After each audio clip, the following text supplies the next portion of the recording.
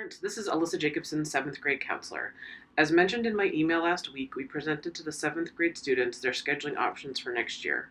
We wanted you to have the same information in order to help you and your child decide on classes for next year. Starting in 7th grade, students have the opportunity to start their own academic and career plan. We did this through Flex this year, and will continue to do so over the next few years, including moving up to the high school. The purpose of the plans are to start talking about what future goals might be as far as careers go to help students with what they want to do after high school. This will be a plan that we review with students after we meet with them in regards to their course selections for next year. This slide contains a few questions that we talk to students about. What is a diploma? What is a transcript? What is a credit? And what is a GPA? Over the next few slides, we will be talking to students about what the answers to these questions mean. The first thing we talk about is the two different diploma options students have to graduate from Virginia High School. The first is the Advanced Studies Diploma. This requires students to have 26 credits, 5 SOLs to graduate, and you can see from our chart here what areas they need to receive those credits in. The second diploma option students have is a Standard Diploma. Here we compare and contrast the differences between the Advanced Studies Diploma and the Standard Diploma. Talked about how there are 22 credits instead of 26, and the different things they need on this diploma. Still the same amount of SOLs, but want students to be able to see the differences between the two different diploma types. We then discussed the IB Diploma, which is another option students have over and above the two diploma types we talked about earlier.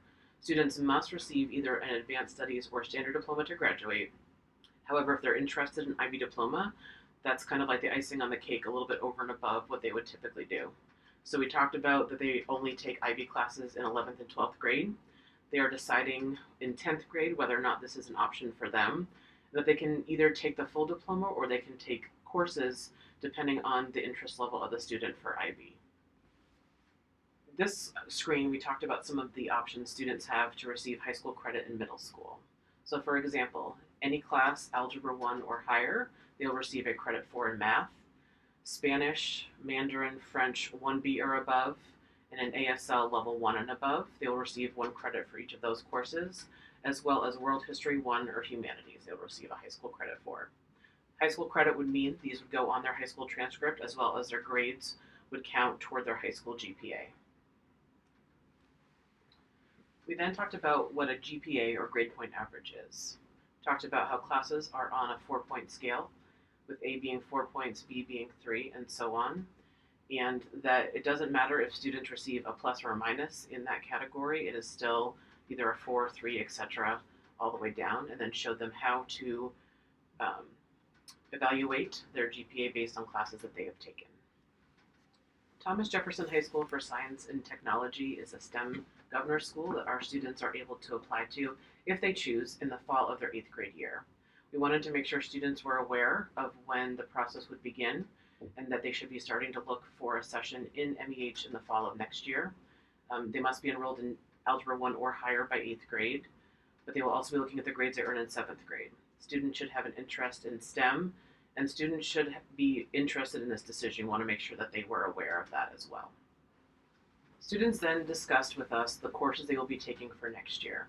The first area they are making a decision in is Language and Literature, where they are choosing either English 8 or Honors English 8. Then Math, which it will be a conversation with their teacher parent based on the level that they are in this year, which level they will move to next year. But the course offerings we have in 8th grade are listed here as well. For individuals and societies, we discussed that there are a couple of options for next year. World History 1, which is for high school credit, will be the social studies that everybody will take next year. There is an option next year, in addition to taking English and history by themselves separately as they have this year in an every other day class, that they can take as a humanities block. This would be a class that would meet every single day with the same teachers and would go over the same content that they would take if they were choosing the two classes separately. We talked about how this is a matter of preference as to which students would like to do, and that it was up to them. They would still receive the high school credit for world history no matter which one they took, and it was an option for students to pick either course. There will be more information about this in the program of studies if you'd like to see more about what the humanities class has to offer. Students will also be taking physical science and will continue in their language acquisition course. They will continue on the language they started this year, Spanish, Mandarin, French, or ASL. Level 1B and above will be for high school credit next year, and you can also read more about the options in their program of studies. We highlighted many of these courses because we want them to have discussions with their teacher for next year to make sure they are in the class that's the best fit for them. We then transferred over to talking about Encore for next year. Students will continue to take health and PE in one full block as they did this year. Their full year option for next year, if they choose, would be advanced band or chorus, their choice. They must audition for this course, and if they choose to continue on at advanced band or chorus, or to start advanced band or chorus next year, that would be the only other option that they would take besides PE for their Encore classes next year. If students choose to not take advanced band or choir next year, they will have the opportunity to take 2 semester classes during their 8th grade school year. We've listed the 10 on this screen, and we talked with students about the different options for next year. We do have a new course, which is the Sustainable Design and Engineering, and there'll be more information about that later on, as well as in the program of studies. Because we have so many different options for next year, we ask that students will rank these in preference from 1 to 10, with 1 being their most preferred and 10 their least. We talked with students about how, because these are based on numbers for next year, if we don't have enough numbers to offer a section, we might not have that availability, which is why we've asked them to rank all 10 of them. If you look and see the TV media course, which is number 8, you'll see that that has an asterisk next to it. If students choose to take this course as well as an independent study, they'll be able to earn a high school credit course, but they must do both the class for the semester as well as the independent study for next year. And more information about that course can also be found in some upcoming slides as well as in the program of studies. This next screen shows a sample of what their course registration sheet looks like. This is, again, is a sheet we do every year where we get the students to fill in their courses, get signed from teachers, as well as your parent signature at the bottom. We went over all of the details with the students, as well as asking them to choose under individuals and societies whether or not they will be taking the humanities or the world history and geography and English classes separate. There's also on the right-hand side of the screen, you'll see a space for them to rank their elective choices in order from 1 through 10. There's also some spaces that say review in June. We know that we are asking for information about best fits for next year early, and so there might be some students that want to go back in June, or the teacher wants to review in June just to make sure they are in the best spot for them for next year. We also included on the back of their registration worksheet a list of all of the semester course electives for the students, so they have some options when they're choosing. This information will be listed as well in the program of studies, but we thought this was an easy way for students to access that information when making their decisions for next year. If students have misplaced or lost their registration sheet, we will be putting copies in Schoology as well as have extra copies in the counseling office should they need them.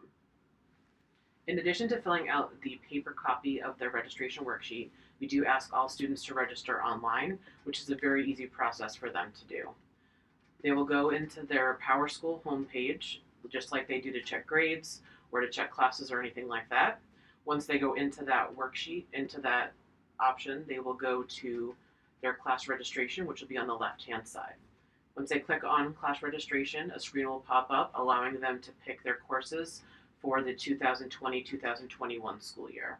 We reminded students that in order to select a class, they need to click on the pencil icon that is listed on the right, and that will give them the options in each category for them to pick which they want to take. They will select that on the left-hand column, click the OK button, and then that will take them to the next screen. Once they have selected all of their courses for next year, they must submit it, and then that will be their online registration process and it will be done. There are 2 options that just have a green check mark. That will be the full year music class or the semester electives. Students just need to pick one of those. They do not need to pick both. We reminded them about that as well. Every course that has a red exclamation point means they must answer it. The green check mark will appear once it's done, and then they will be all set for the 2020-21 school year. We added a couple of additional slides to this parent presentation, the first being this about standards-based grades. We wanted to remind everybody that beginning in the 2020-21 school year, all of our Henderson courses will be using standards-based grading. Please check out the link to the website, which is listed below, as well as a document that goes over the grading and understand how we're able to transcribe the standards-based grades to traditional grades. All that information is on these two links here to keep you the most up-to-date and give you the most up-to-date information. We also wanted to make sure that parents were aware of a new policy that will be taking effect next year. Beginning in the 2020-21 school year, in accordance with Virginia state regulations, students who take a class for high school credit in middle school will have until June 30th of that school year that they take the course in to request that the grade be omitted from their high school transcript and the students not earn high school credit for this course. Guidelines and procedures for expunging will be detailed in the request to expunge grade form that will be available beginning next year.